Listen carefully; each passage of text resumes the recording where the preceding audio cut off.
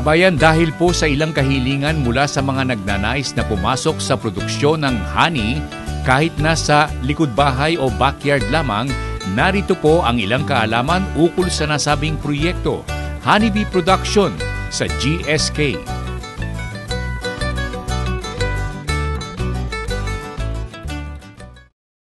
Sa management, ito ang starter colony, you consider as a baby nukes, baby.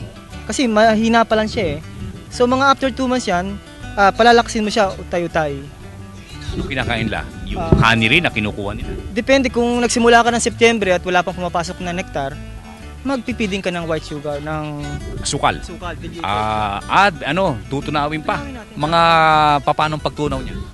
Kakanawin natin ng either kung pangailangan nila 50-50 yung malapot para Isang kilo? Isang kilong tubig, isang kilong sukal.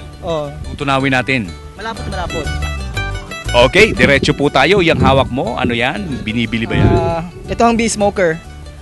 Optional to, pero pagka malakas na malakas ang colony mo at hindi ka makakilos basta-basta pagka malakas matapang sila. So kailangan mo ng smoker talaga para kumalma sila. Ito, kung yan ang pinagbibili, produkto yan. Pero ang talagang magandang produkto, yung pulot? Pangunahin talaga, honey, yung pulot. Tapos andyan ang umo, yung bee pollen. Royal jelly. Tapos pinakamahal dyan? Royal jelly? Royal jelly.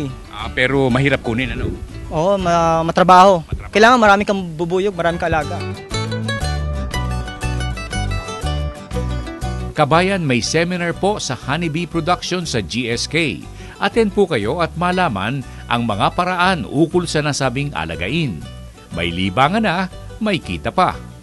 Honeybee Production mula sa GSK ng palatuntunang ating alamin.